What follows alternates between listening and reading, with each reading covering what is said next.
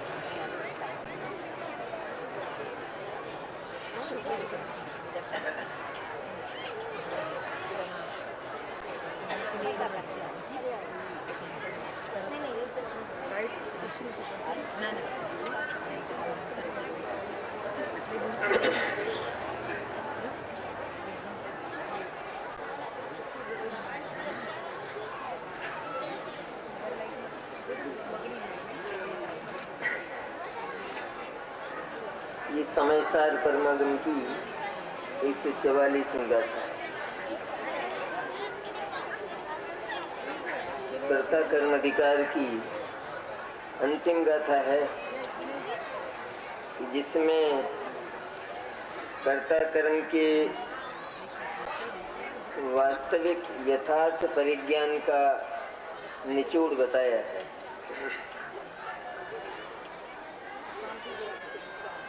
एक दूसरे ही वायुमंडल में खोए हुए हैं आप लोग, इसलिए इधर आना बहुत मुश्किल है।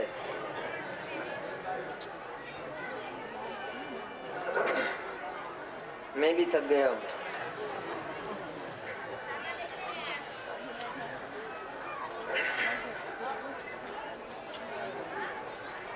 कर्ता और कर्म की चर्चा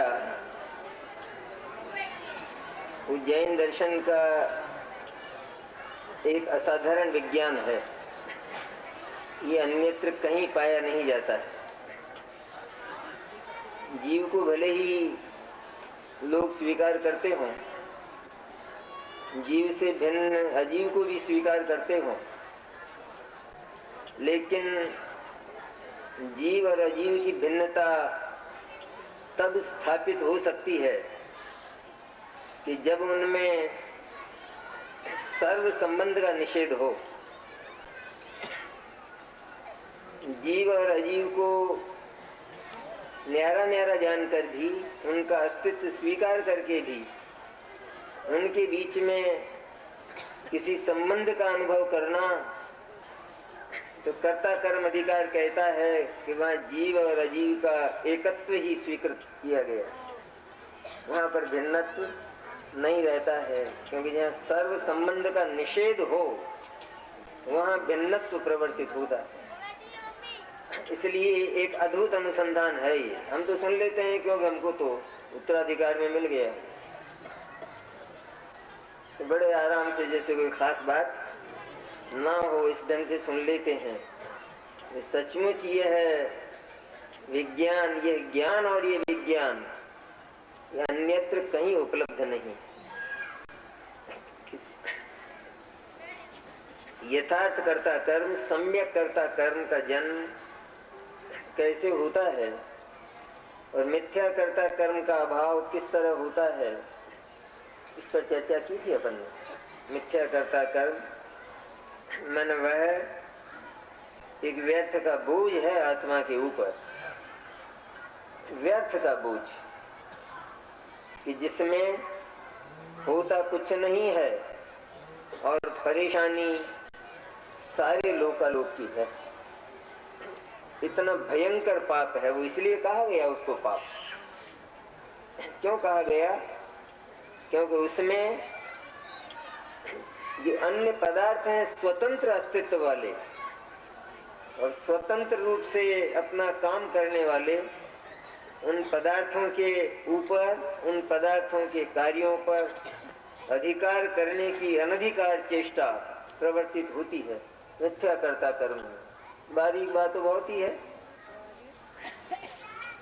रियाई का भी करता नहीं, वो तो जहाँ आत्मा के वास्तविक स्वरूप की चर्चा आती है तो वह बात जिनवाणी तो सहारा देती ही है, लेकिन अपने आप ही ये बात उस ज्ञान में परिलक्षित होना चाहिए कि जब आत्मा एक नित्य आनंद ध्रुव और अक्षय तत्व है और वह कभी परिणाम नहीं करता, कभी पर्याय नहीं करता, उसमें कभी पर्याय नहीं होती, परिवर्तन नहीं होता, ऐसा जो आत्म तत्व है कि जिसमें परिवर्तन ही नहीं है, परिणाम ही नहीं है, पर्याय ही नहीं है, तो वो आत्मा पर्याय को कैसे करेगा? और करेगा तो पर्याय बन जाएगा। सीधी बात तो है। जिसके पास जो ना हो तो वह उसको कैसे करे? आत्मा के पास तो अनित्यता है ही नहीं, तो वह अनित्यता को करने की बात उसके लिए बिल्कुल मिथ्या है। ऐसा आत्म तत्व कर्ता कर्म का यथार्थ परिज्ञान होने पर लक्षित होता है। ये निचोड़ है इसका। मैं कर्ता सम्यक दर्शन मेरा कर्म,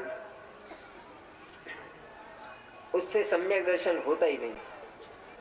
जो कर्म के लक्ष्य से कर्म बिगड़ता है, होता ही नहीं उत्पन्न। इसको लौकिक व्यवहार से भी अपन ने जानने का प्रयत्न किया था कि कर्म के लक्ष्य से कर्म किस तरह बिगड़ जाता है, होता ही नहीं। जिसका कार्य जो होना है उसके लिए जो मूल साधन है वो ध्रुव होना चाहिए, क्यों कार्य तो आगे होने वाला है। उस कार्य की ओर अगर देखा जाएगा तो वो कार्य नजदीक नहीं आएगा, लेकिन वर्तमान में जो प्राप्त साधन है उसका अवलंबन लिया जाएगा तो कार्य निकट आता जाएगा।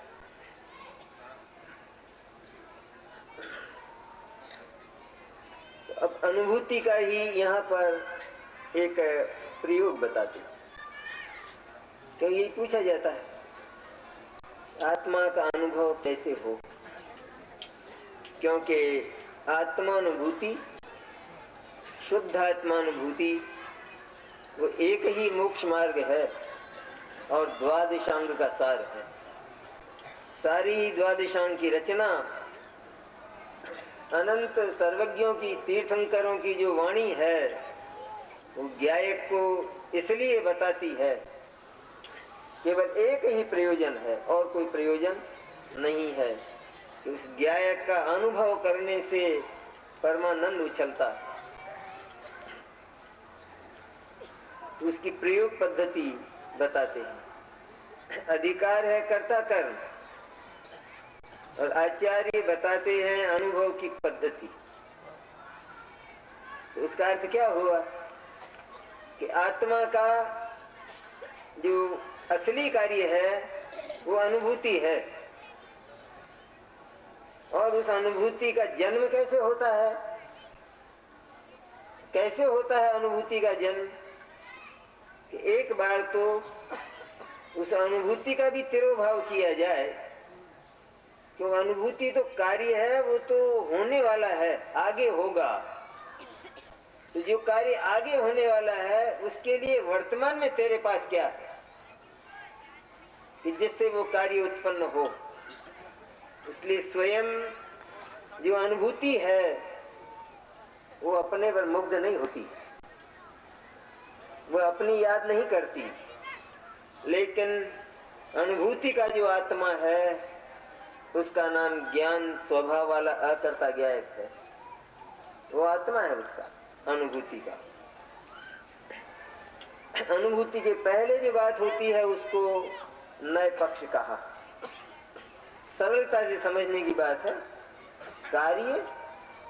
कार्य मैंने जिस कार्य की हमको अत्यधिक लिप्सा है और जिसके संबंध में हम ये मानते हैं कि यदि वह नहीं हुआ तो सर्वनाश हो जाएगा। तो ये अनुभूति रूप जो कार्य है उसके पहले कौन सी भूमिका प्रवर्तित होती है? उसका नाम नए पक्ष। शुद्ध नय का पक्ष कहा उसको, क्योंकि वहां शुद्ध नय का विषय, नय का नाम भी शुद्ध, ऐसे नय तो ज्ञान ही है, वो कोई शुद्ध और अशुद्ध होता नहीं सचमुच। व्यवहार नय शुद्ध है का शुद्ध है? इतनी बड़ी सभा है, व्यवहार नय शुद्ध है का शुद्ध है?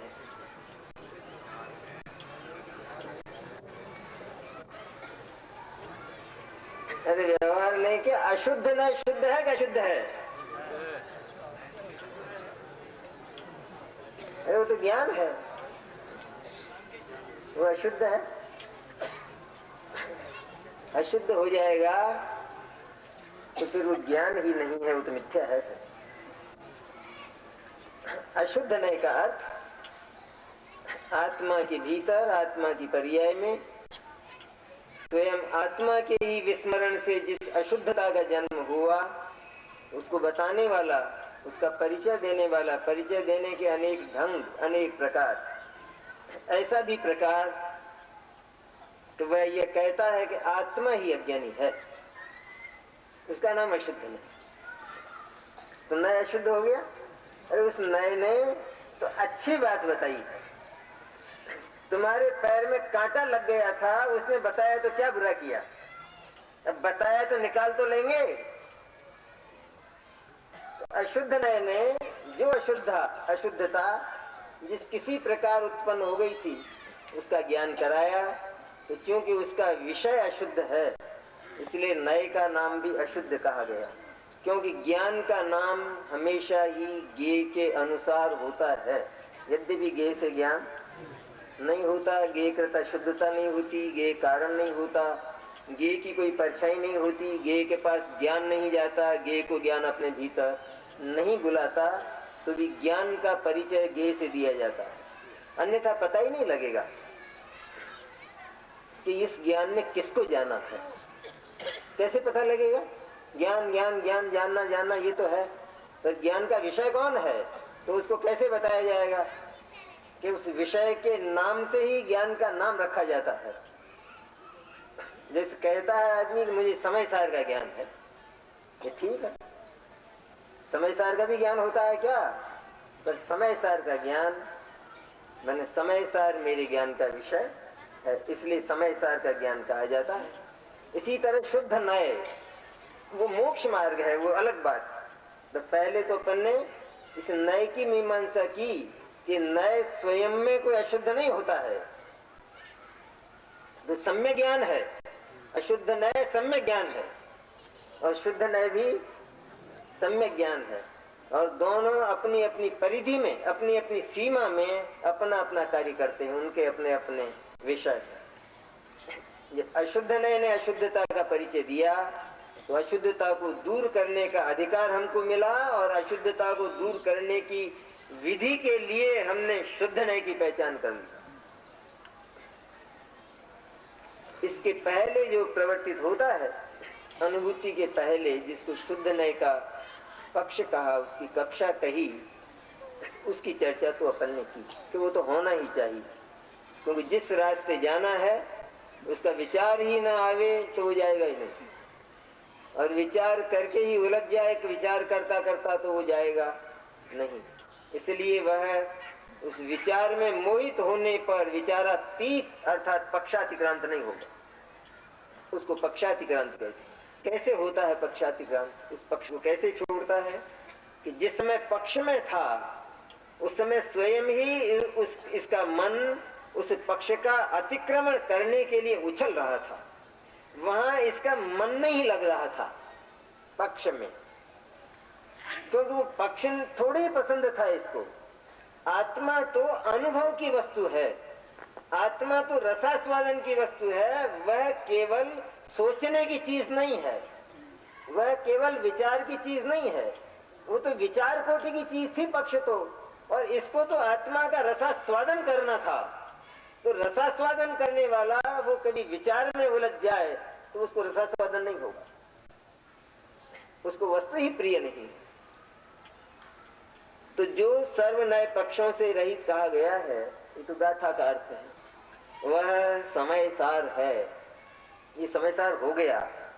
समय सार स्वरूप तो आत्मा सदा ही है, लेकिन जिस ज्ञान ने, जिस शुद्ध ज्ञान ने उस शुद्धात्मा का दर्शन किया कि जो कभी अपवित्र नहीं होता, जिसमें कभी परिवर्तन नहीं होता, जो कभी किसी से प्रभावित नहीं होता, असर वाला नहीं होता, जिसमें पर्याय का प्रवेश भी नहीं होता, पर्याय को जो छूता तक नहीं है, वो जो शुद्ध चैतन्य तत्व है, उसकी तन्मय दृष्टि हुई, ज्ञान सीधा उसके प्रति एकाग्र हुआ। बस इतना करना है। न तो ज्ञान उस द्रव्य में गया, शुद्धात्मा में गया, और न शुद्धात्मा ज्ञान में आया। तो ये भी एक साइंस जबरदस्त कि कुछ भी आदान प्रदान नहीं करना है। द्रव्य जहां का तहां है, अनंत आनंदमय, अनंत शक्तिमय, वो जहां का तहां है। शुद्ध ज्ञान ने केवल अपना मुंह उस तरफ किया जिसके संबंध में यह पहले विचार कर रहा था, महिमा पूर्वक प्रसन्न भाव से, उल्लसित मन से विचार कर रहा था। और उस कक्षा का जब अतिक्रमण हुआ तो वो शुद्ध ज्ञान उस शुद्धात्मा के प्रति एकाग्र हो गया। शुद्धात्मा और शुद्ध ज्ञान ये बिल्कुल आमने सामने हो गए, और बीच में जो मन था वो खिसक गया, वो विदा हो गया। अब तुम बातचीत करो, और मेरी एजेंसी सुनो। जब तक पक्ष था तब तक एजेंसी थी मन की, तब तक मन एजेंट था। और जब वही मन अतीन्द्रिय हुआ और शुद्धात्मा के सन्मुख हुआ और आनंद में उछलने लगा एकदम, तो वो जो स्खलन था बीच का, वो चला गया। उसका नाम समय सार है। अर्थात वह ज्ञान शुद्ध ने अपने आप को शुद्ध न जानकर समय सार जानता है, शुद्धात्मा जानता है, ज्ञायक जानता है, चैतन्य जानता है। मैं शुद्ध चैतन्य सत्ता हूँ, बस ये जानता है। बस एक केवल इतनी ही कमी थी अनादि संसार दशा में, ये इतना सा काम नहीं हुआ था। इतना सा काम नहीं हुआ, इसके कारण अनंत अनर्थ हुए। उन अनर्थों का कोई पार नहीं है, सीमा नहीं है। सिर्फ इतनी सी बात कि ज्ञान यह अब तक नहीं बोल पाया कि मैं शुद्ध और पवित्र चैतन्य हूं, तो इतना नहीं बोल पाया। और सब बोला, और सारे बोला, सारी दुनिया के स्वर में बोला, लेकिन वह यह नहीं बोल पाया, मैंने जो था वो नहीं बोल पाया, क्योंकि शुद्ध ही था सदा। और क्यों हुए अनर्थ? स्वाभाविक एक नेचुरल बात है कि जब तक उस अपनी सत्ता को नहीं जाना गया और उसमें जब तक तन्मयता नहीं हुई, तब तक ये नियम है कि वह किसी न किसी में तन्मय होगा, किसी न किसी के साथ ममत्व करेगा। ये तो एक बात हुई। ममत्व करेगा तो वहां निश्चित रूप में उसका स्वामित्व होगा। तो ममत्व और स्वामित्व में फर्क नहीं है। स्वामित्व होगा तो उसकी व्यवस्था का वजन आएगा, और व्यवस्था का वजन आएगा तो उस भार से कभी मुक्त नहीं हो सकता, क्योंकि वहां उसकी व्यवस्था चलती नहीं, अनधिकृत है, बिल्कुल अनऑथोराइज्ड है चीज सारी की सारी। कि मैं तुम्हारी व्यवस्था करता हूं, मुझे जरूरत ही नहीं, आवश्यकता ही नहीं किसी व्यवस्थापक की। आत्मा ने कैसा अधर्म किया है, ये धर्म और अधर्म क्या होता है, और ये कैसा अधर्म किया है कि जिसको व्यवस्था की आवश्यकता नहीं है वहां जबरदस्ती धसता है, जबरदस्ती जाता है। अगर मैं करूंगा ना व्यवस्था, मैं व्यवस्थापक हूं, और वो कहता है कि भाई साहब जरूरत नहीं है, यहाँ सारा का सारा सिस्टमेटिक और व्यवस्थित है। तो नहीं साहब, कोई काम तो बताना पड़ेगा।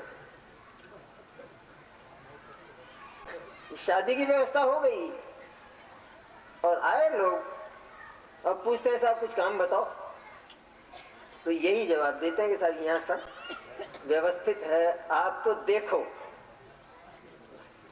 केवल। यहाँ सारा का सारा कि नहीं साहब हम तो काम तो करेंगे जरूर। अगर आप ऐसा करेंगे तो व्यवस्था बिगड़ जाएगी, बिगड़ जाएगी व्यवस्था। क्योंकि यहाँ सचमुच आपका कार्य नहीं, जो कार्य था वो हो चुका है और वो बिल्कुल व्यवस्थित। और आत्मा ने क्या किया है कि नहीं मैं तो करूंगा काम, तुम नहीं बताओगे तो भी करूंगा, बलपूर्वक करूंगा। और बलपूर्वक ये करता है तो धक्का देकर निकाल दिया जाता है। इसका फल बताया है नर्क और निगोद कि ये केवल आत्मा की व्यवस्था की बात नहीं है।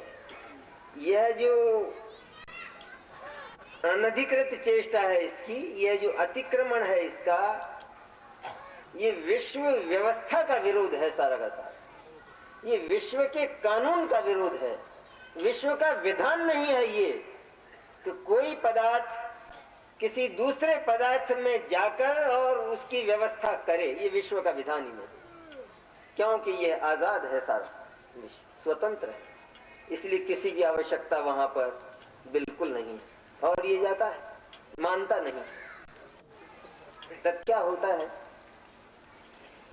लोक व्यवहार में, अगर ऐसा हो कि जैसे अपना कोई पड़ोसी है कोई महिला, और वो क्या करती है कि दूसरे पड़ोस के मकान में प्रातःकाली चली जाती है, तो कहती बहन जी कोई काम बताओ। तो बहन जी तो कहते हैं यहाँ तो कोई काम नहीं है, यहाँ तो सब है हमारे, चाय पानी दूध सब हम सब किए बैठे हैं बिल्कुल व्यवस्थित। तो नहीं काम तो बताओ, लो झाड़ू लगा दूं, लो दूध गरम कर दूं आपका, लो चाय बना दूं। कि नहीं आप क्षमा करो, माफ करो, आप चाय पी लो, बनाने की आवश्यकता नहीं है और आप पधारो। हो गई बात। फिर दूसरे दिन आ जाती है और फिर वही बात, फिर हाथ जोड़कर निकाला, फिर तीसरे दिन आती है कि काम बताओ। फिर क्या होगा? बर्दाश्त हो जाएगी बात? आपकी जरूरत नहीं है बिल्कुल, और आप क्षमा करो कहते हैं। और ये ढीठ है आत्म तत्व, है तो परमात्मा, लेकिन ढीठ भी इतना है कि ये उनके संदेश को सुनता नहीं, मौन संदेश उनका।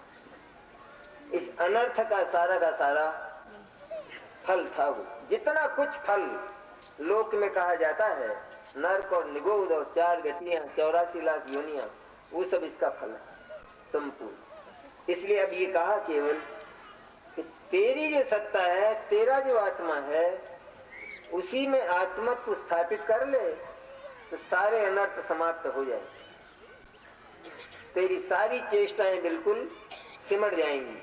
इसलिए सर्व नए पक्ष से रहित मन सर्व विकल्पों से आत्मा विचार साध्य नहीं है। विचारों से आत्मा, विकल्पों से आत्मा की अनुभूति नहीं होती। इसलिए विचारातीत होकर, निर्विकल्प होकर जिसने वो शुद्धात्मा के साथ एकत्व किया, एकत्व किस तरह किया? तू मेरा है, इस तरह नहीं। यहाँ तो फिर 2 हुए कि तू मेरा है, मैं तेरे साथ एकत्व करती हूँ, मैं तेरी श्रद्धा करती हूँ। तो गायक कहता है तू इतना एहसान मत कर मेरे ऊपर, मुझे श्रद्धा की आवश्यकता नहीं है, मैं तेरी श्रद्धा के बिना ही श्रद्धावान हूँ, और इस ज्ञान के बिना ही मैं ज्ञानवान हूँ, इसलिए मुझे इसकी अपेक्षा नहीं है। श्रद्धा करना हो तो तरीके से कर, और वो तरीका यह है सर्व समर्पण का कि मैं शुद्ध चैतन्य हूँ। श्रद्धा का स्वर बदल जाता है, श्रद्धा का स्वर स्वयं अपना न रहकर वह द्रव्य का स्वर बन जाता है, वो द्रव्य के स्वर में बोलती है। कोई भी विवाहित महिला हो और उससे उसका परिचय पूछा जाए तो वो क्या परिचय देती? तो बहन जी आप, तो मेरा नाम सुशीला है, ऐसा बताती है। तो क्या कहती है कि साहब मैं तो उनकी मिसेज हूँ। तो मैंने कब पूछा था ये? मैंने एक पूछा आपसे, मैं तो पूछा कि आप कि मैं कुछ नहीं हूं, वही है सब कुछ। इसलिए उनका जो परिचय है वही मेरा परिचय है, मेरा अलग से कोई परिचय नहीं है। अलग से मेरा कोई परिचय है ही नहीं। इस तरह श्रद्धा का अलग से कोई परिचय नहीं है, ज्ञान का, शुद्ध नय का अलग से कोई परिचय नहीं है। वो कहता है कि मैं शुद्ध चैतन्य हूं, बस ये मेरा परिचय है, और कोई परिचय नहीं है। इसका नाम सर्वनय पक्ष से रहित जब हुआ तो ये पर्याय, ये शुद्ध नय की पर्याय, वो श्रद्धा की पर्याय, वो स्वयं समय सार कहलाती है, क्योंकि वह समय सार के स्वर में बोलती, वो समय सार के साथ तादात्म्य करके एक मेघ जैसे हो गई है।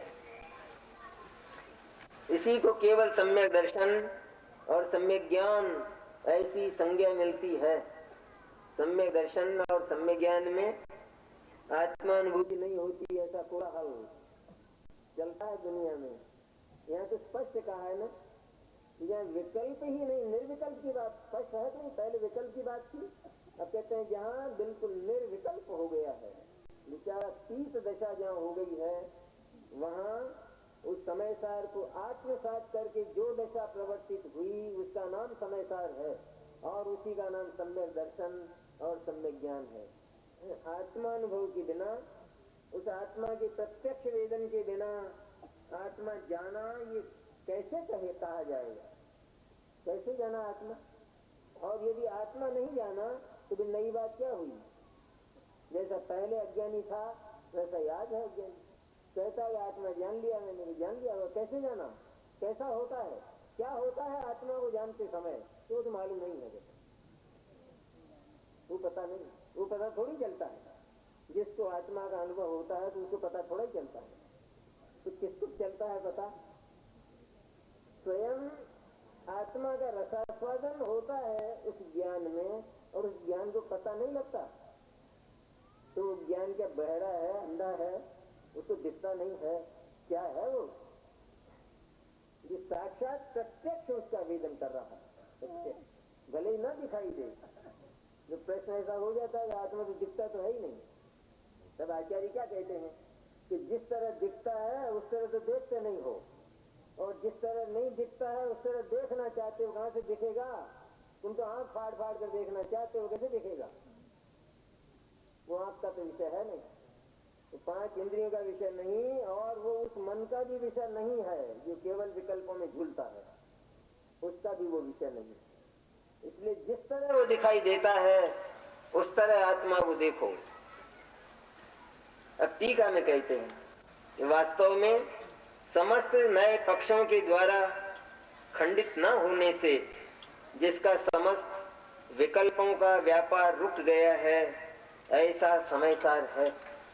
समस्त नए पक्षों के द्वारा, पहले नए के द्वारा तो आत्मा के स्वरूप का निश्चय किया, जाना, उसमें भी शुद्ध नय के द्वारा, निश्चय नय के द्वारा।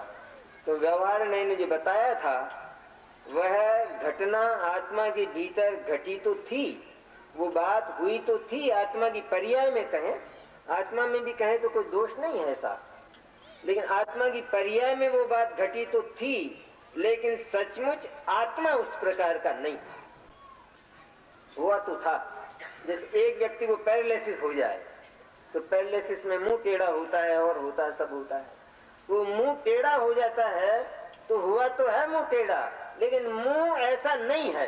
एक बात तो ये, दूसरी बात ये कि टेढ़े मुंह के भीतर सीधा मुंह विद्यमान है, ये है वजनी बात। अब भी इसी समय जो मुंह टेढ़ा है उसके भीतर सीधा मुंह इस समय विद्यमान है। जो स्वस्थ मुंह है ना, एकदम सही आकृति, वो इसके भीतर विद्यमान है। अभी तो नहीं है, अभी तो दिखती नहीं है, अभी नहीं दिखती है, तो भी ये कैसे कहता कि मेरा मुंह टेढ़ा हो गया? ये कैसे जाना टेढ़ापन? अगर सही आकृति का पता नहीं है तो टेढ़ा हो गया कैसे बोलता है? और अब दूसरी बात कि जब ये टेढ़ापन मिटेगा तब टेढ़ापन मिट गया है कैसे जाना? उसको मिटाता ही रहे तो तू मिट गया, वो कैसे जाना? कहते वो सीधापन विद्यमान है, तो जिस समय वो टेढ़ापन मिटते मिटते उस विद्यमान सीधेपन से मिल जाएगा, उससे मिलान हो जाएगा, तो समझ जाएंगे कि सीधा हो गया। वो सीधापन पर्याय का है, लेकिन वो सीधा तो सदा ही था, बराबर विद्यमान था, उसमें कसर नहीं थी। तो आत्मा तो शुद्ध गया एक चैतन्य, चाहे उसको कैसा ही माना जाना हो, लेकिन उस आत्मा पर कोई असर नहीं हुआ। वो बेअसर आत्म तत्व है बिल्कुल। उसको ये मिथ्या दर्शन, ज्ञान, चारित्र की, पाप और पुण्य की हवाएं छूती नहीं है।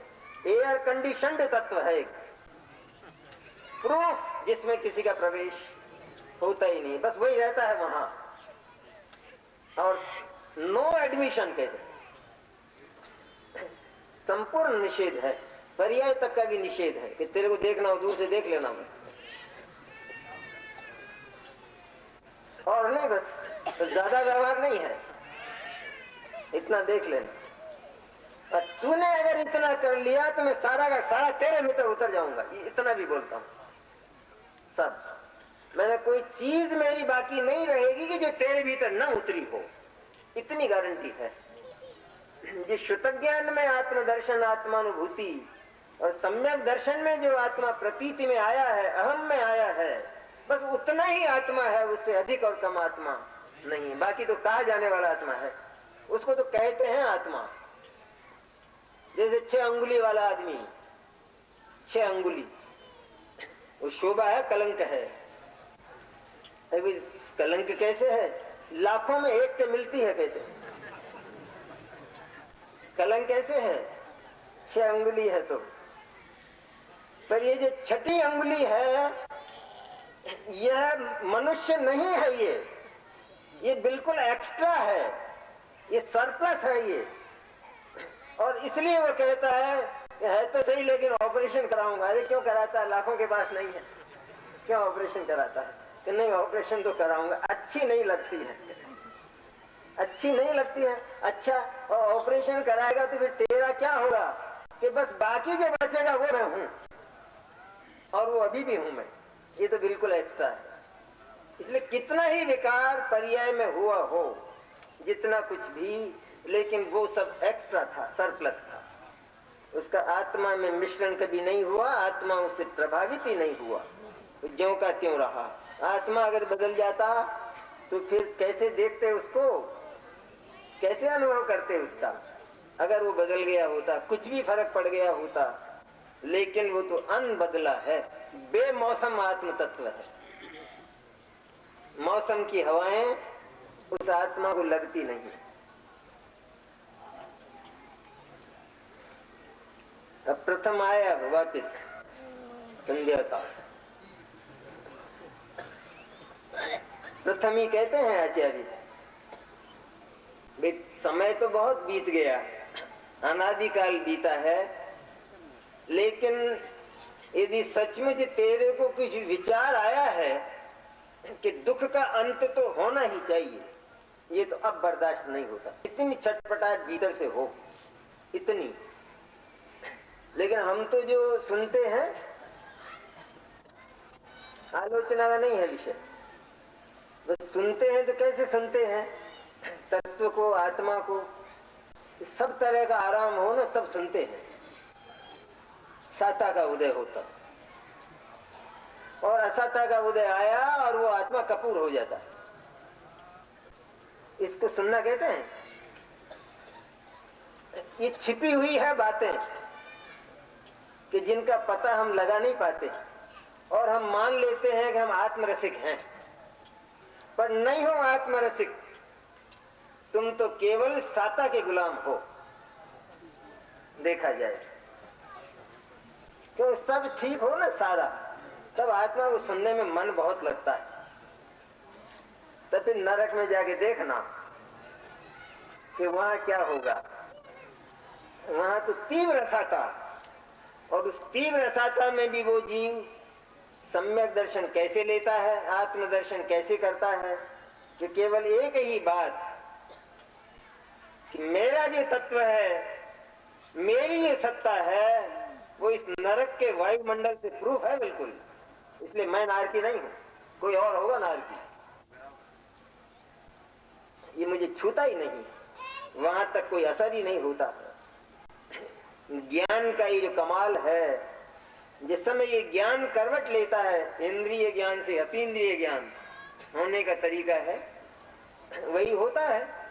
ज्ञान कोई नया लाना पड़ता है क्या? कहीं से खरीद कर लाएंगे, क्या करेंगे? लेकिन वो जो मन है, वो मन जो विषयों के संकल्प और विकल्प में झूलता था, वही मन जब उसने आत्मा के स्वरूप को पहचाना, जाना आत्मा के स्वरूप को, तो उधर डाइवर्ट हो जाता है, डिवोटेड एकदम उसके प्रति समर्पित होता है, आत्मा का महत्व उसमें आता है। इसलिए अनादिकाल की से यदि थकावट सचमुच लगी हो, और वो भी साता से, कहते ये साता भी सहन नहीं होती, इतना भीतर से हो। तो साता में क्या है? साता में बैठे बैठे आराम से सुन रहा है, कभी थोड़ा सा सातवें गुण स्थान में चला जाता है और फिर छठे में आ जाता है, सुनता रहता है। क्या है वहां?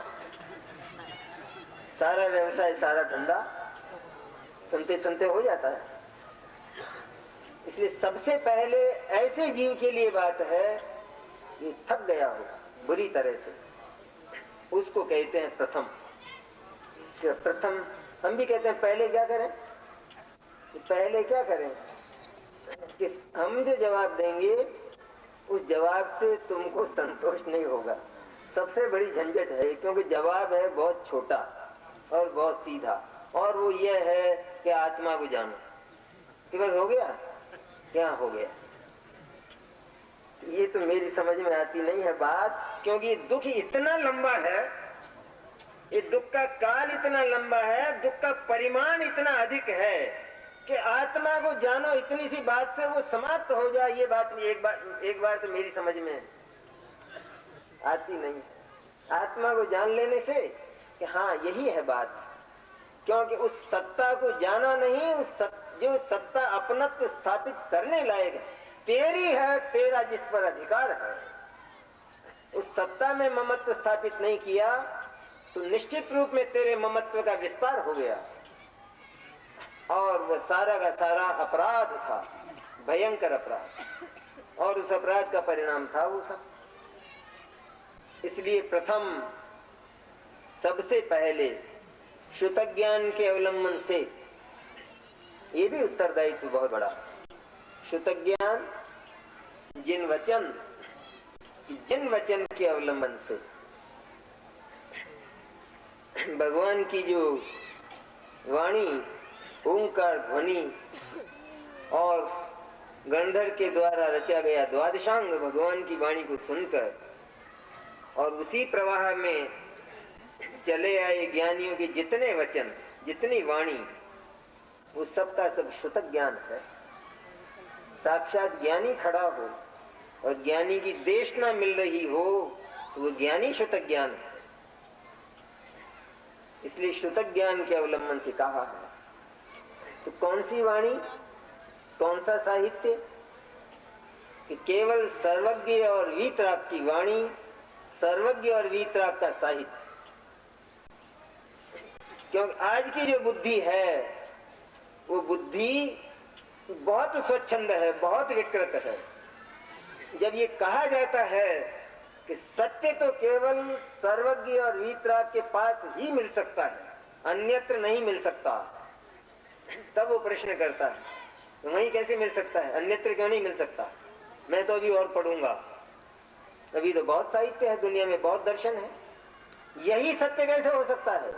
और वो निकल जाता है छोड़कर। जैनी है इतने माथे खराब जैनियों के, वो रजनीश का कैसे सुनते हैं, वो है श्रुत ज्ञान उनका,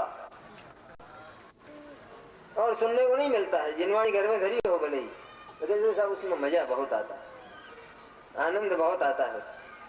तो क्या आनंद आता है? अरे जिसको स्वयं उस चैतन्य की सत्ता का बोध ही नहीं है, पता ही नहीं है जिसको, वो बता सकेगा उसे? और पढ़ते हैं लोग, कैसे मिलेंगे जैनियों के ऐसे छिपे रुस्तम, बहुत मिलेंगे सभा में, पैसे खर्च कर कर 500 1 रुपया देकर एक लेक्चर सुनना। तो ये मुफ्त में मिले तो नहीं सुनना।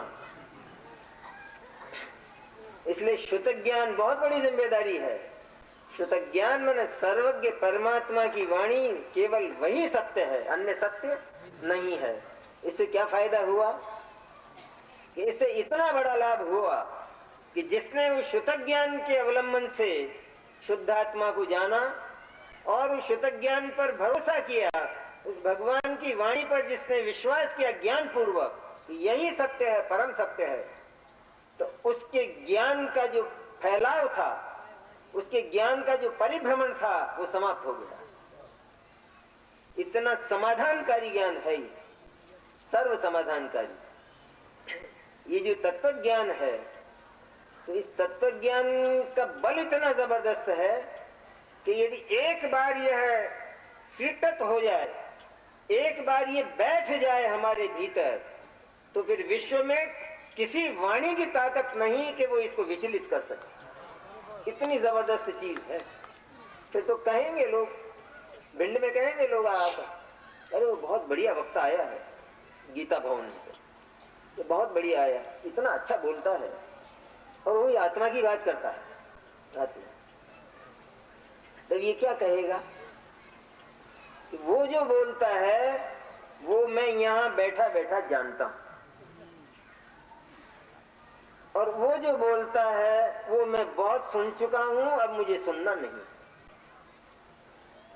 इस तरह के हजारों लाखों करोड़ों भी हों तो उनके संबंध में इसका एक ही डिफेक्ट कि वो क्या बोलेगा, जिसे पता ही नहीं है सचमुच, जिसके पास है ही नहीं, वो क्या बोलेगा। जब इस शुद्ध ज्ञान पर इतना विश्वास जागा तो ज्ञान का जो अनंत परिभ्रमण और उसका जो अनंत मिथ्यात्व था ज्ञान का, वो समाप्त हो गया। ग्रहित मिथ्यात्व तो 1 मिनट में, 1 क्षण में समाप्त होता है। ये सुनने तो जाना चाहिए, उसमें क्या फर्क पड़ता है? सुनने में क्या फर्क पड़ता है? ज्ञेय तत्व है, वो तेरा ज्ञेय तत्व खा जाएगा तेरे को। अभी परिपक्व नहीं है बुद्धि। बुद्धि यदि परिपक्व हो तो भी जाने की बात पैदा नहीं होती, और अपरिपक्व है तो भी जाने की बात पैदा नहीं होती। कि क्या जानूं, जानता हूं क्या बोलेगा वो, क्या बोलते हैं वो लोग, वो मुझे मालूम है। शुद्ध ज्ञान के अवलंबन से, जिनवाणी के अवलंबन से, जिन वचन के अवलंबन से, अवलंबन में ये तो जिन वचन, और इस ये जिन वचन ही सत्य है। ऐसा जो प्रयोजनभूत जो आत्म तत्व है कि जिसका प्रतिपादन शुद्ध ज्ञान में जिन वचन ने किया, उसको अपने अनुमान से, अपने तर्क से निश्चित करके, इसका नाम शुद्ध ज्ञान का अवलंबन। कि नहीं, भगवान ने कहा जो सत्य है अपने तो शुद्ध है आत्मा में, और ज्यादा गहरे पानी में नहीं जाना वरना डूब जाएंगे। कि नहीं है वो बात, क्योंकि वो आत्मा अत्यंत प्रयोजनभूत चीज है। उसको यदि नहीं जाना तो जरा भी काम होने वाला नहीं है, थोड़ा भी। इसलिए प्रयोजनभूत तत्व को तो न्याय से, युक्ति से बराबर जानना चाहिए। भगवान की भी एक बार परीक्षा करे तो भगवान नाराज नहीं होते। ये परीक्षा कर डाली समंतभद्र में, नहीं मानता हूं आपको। ये देव आते हैं, चवट ढुलते हैं और सब दिव्य ध्वनि होती है, तो होता होगा कहते हैं, तो सब माया भी बहुत कर लिया करते हैं। मैं नहीं मानता हूं। तो कैसे मानते हो फिर? मानते तो हो तुम मेरे को, कैसे मानते हो? क्या विशेषता देखते हो मेरे भीतर कि आपने वस्तु का स्वरूप जो उत्पाद में द्रव्य रूप बताया वो किसी ने नहीं बताया, इसलिए मानता हूं।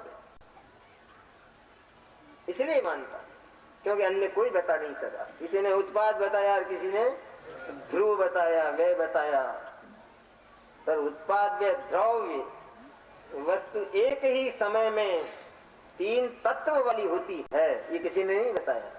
इसलिए आपको प्रणाम करता, इसलिए आपको नमन करता। इसलिए जो आत्मा है, शुद्ध आत्मा, ऐसा जिन वचन में आया, एकमात्र वही है तेरा सर्वस्व, तेरा जीवन तत्व वही है, तेरा प्राण वही है, तेरी श्वास प्रश्वास वही है, वो आत्मा ही। ऐसा जो बताया तो कैसे है, कैसे पवित्र है वो?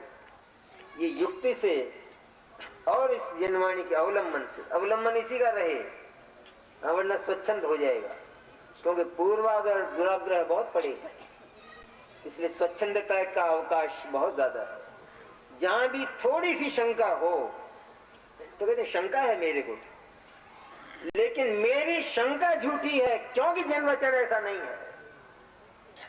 उसका अवलंबन नहीं छोड़ना जन वचन का, कि मैं जो शंका करूं तो मेरी शंका का समाधान जिन वचन से ही होगा, क्योंकि जिन वचन संदेह करने लायक नहीं होता है, वो परम सत्य ही होता है।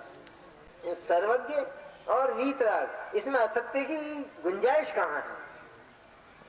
हाँ, केवल सर्वज्ञ हो और वीतराग ना हो तो असत्य की पूरी संभावना, और वीतराग हो और सर्वज्ञ ना हो तो असत्य की पूरी।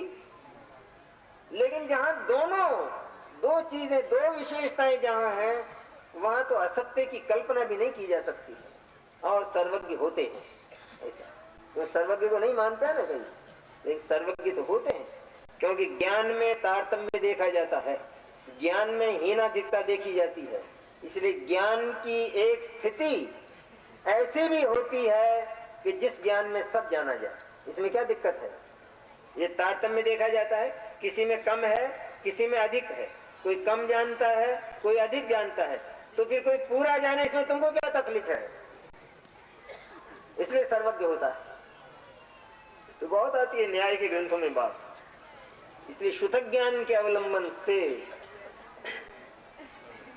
गृहीत मिथ्या तो गया, शुतक ज्ञान का अवलंबन हुआ तो गृहीत मिथ्यात्व गया। शुतक ज्ञान में सब आ गए, सच्चे देव आ गए, सच्चे गुरु आ गए और सच्चे शास्त्र सब आ गए।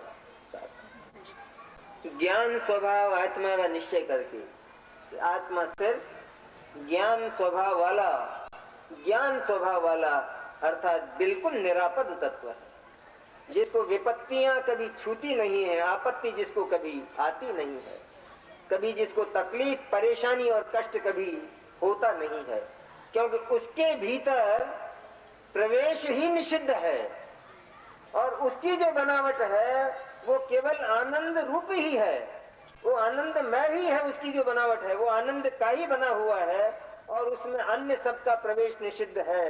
इसलिए वह आत्मा ज्ञान स्वभाव वाला अर्थात आनंद स्वभाव वाला, जानना ही जिसका स्वभाव। कहाँ तक मीमांसा करे? लालचंद भाई तो करते करते, लालचंद भाई और संध्या के गीत तो यही होते, हम तो बोलते हैं खाली। ज्ञान स्वभाव कहते ही आत्मा को उसका सिर ऊंचा हो जाना चाहिए। सचमुच मैं ज्ञान स्वभाव वाला, कैसा ज्ञान कि जो सबको जाने, सारे लोकालोक को जाने, लेकिन जरा भी जिसका मन स्खलित ना हो, मन न चले, ऐसे ज्ञान वाला। जगत की सारी संपत्ति को जाने और देखे और जरा भी स्खलित ना हो, थोड़ा भी। कितना ईमान और धर्म ज्ञान में है, उस ज्ञान स्वभाव वाला मैं, तो गौरव नहीं आएगा, गरिमा नहीं आएगी। लोक में तो कहता है ले जाए किसी का लेना हो तो, आज तक भी एक नए पैसे की शिकायत कोई कर नहीं सकता है। किसी को ले जाना हो तो ले जाए, तो कहां से बोलता है कि इतना ईमान धर्म मेरे भीतर है? वे घमंडी है क्या? घमंड नहीं, घमंड की बात नहीं है, तो इतना ईमान धर्म मेरे भीतर। इसी तरह ज्ञान को पूछा जाए तो ज्ञान कहता है मेरे संबंध में संदेह मत करना बिल्कुल, क्योंकि उचक्के का काम मेरा नहीं है। किसी का उठाना और किसी का धरना और ले भागना ये धंधा मेरा नहीं है बिल्कुल। मैं तो बिल्कुल पवित्र तत्व, एकदम ज्ञान मन पवित्र निर्भर तत्व, कि जिसके पास कोई काम नहीं है, काम है ही नहीं, करना शेष हो तो बात ही बहुत दूर है, लेकिन जो कृतकृत्य है स्वयं, ऐसा ज्ञान स्वभाव, ऐसा पवित्र स्वभाव जिस कृतकृत्य अपने को अनुभव करता है, निर्भर है, बिल्कुल निश्चिंत है। उस ज्ञान स्वभाव आत्मा का निश्चय करके कि मैं तो सिर्फ ज्ञायत हूं, चैतन्य हूं, ऐसा निश्चय करके और फिर आत्मा की प्रकट प्रसिद्धि के लिए, यहां तक तो विकल्पात्मक है बात, शुद्ध ज्ञान का अवलंबन का है, जिन वचन का अवलंबन है, गुरु का अवलंबन है। गुरु कह रहे हैं तू एकमात्र ज्ञान है, आनंद है। ज्ञान का दूसरा नाम आनंद। जो आनंद है वो ज्ञान का ट्रेडमार्क है। कोई कहे ना कि मैं तो ज्ञान वाला हूं, मैं तो ज्ञान स्वभाव वाला हूं, कहते हैं क्या है सबूत, बोलो क्या सबूत है कि तुमने अपने आप को ज्ञायक और ज्ञान स्वभाव वाला मान लिया है? कि मानता हूं, और सबूत क्या होता है? कहते नहीं है। वो जिसने अपने आप को ये माना कि मैं मात्र ज्ञान हूं, ज्ञान स्वभाव वाला हूं, उसको आनंद उछलता है। ये ट्रेडमार्क है उसका। और फिर तो आत्मा का शुद्ध ज्ञान के द्वारा ज्ञान स्वभाव आत्मा का निश्चय किया। उसमें क्या किया इसने कि आत्मा तो बहुत बड़ा दिखाई देता है, बहुत सारा दिखाई देता है, पर है कितना आत्मा, वो निश्चय करना। उसका नाम ज्ञान स्वभाव आत्मा, कि जितना ज्ञान है सचमुच उतना आत्मा है। जितना ज्ञान है मैंने जितना ये जानना है बस उतना आत्मा है, और बाकी अनात्मा है, बाकी आत्मा नहीं है। तुम्हें दिखाई तो बहुत देता है कि भले ही दिखाई दे, लेकिन आत्मा को तलाश कैसे करना, कितना मानना आत्मा को, आत्मा का परिमाण कितना। क्योंकि आत्मा का परिमाण अज्ञानी बहुत मानता है, बहुत मानता है, संयोगों से मानता है, राग से मानता है, पाप और पुण्य से मानता है। जो जो उसके निकट दिखाई देते हैं, चैत्य चेतक संबंध वाले, ये चैत्य चेतक भाव, वो जो निकट दिखाई देते हैं, उन निकट दिखाई देने वालों को वो आत्मा का ही मान लेता है, वो उनको आत्मा ही मान लेता है, और आत्मा के रूप में ही पुकारने लगता है कि मैं पापी। अरे विचित्र आदमी, ये जो पाप है ये तो सिर्फ तेरे ज्ञान में दिखाई दिया था। ये पाप तेरे ज्ञान में पाप बनकर नहीं आया था, पाप बनकर नहीं दिखाई दिया था। अगर ये पाप तेरे ज्ञान में पाप बनकर आया होता तो तेरा ज्ञान पापी हो जाता, वो पवित्र नहीं रहता। तो पाप ज्ञान में दिखाई देता है कि तो वो ज्ञान पवित्र है, निष्पाप है। ज्ञान पापी हो जाए, पाप को जानने से ज्ञान पापी हो जाए, क्या विचित्र है बात। एक आदमी ये कहता है किसी को कि तुम झूठ बोलते हो, झूठे हो तुम। तो क्या हुआ कि वो जो झूठ बोलता है उसके ज्ञान ने उसकी झूठ को जाना। ये भी कहा जाता है कि उसका ज्ञान उस झूठ के आकार हुआ है, इतना तक। ये भी सही है बात, उसका ज्ञान उस झूठ के आकार हुआ है, लेकिन झूठ के आकार होने वाला ज्ञान झूठा नहीं है।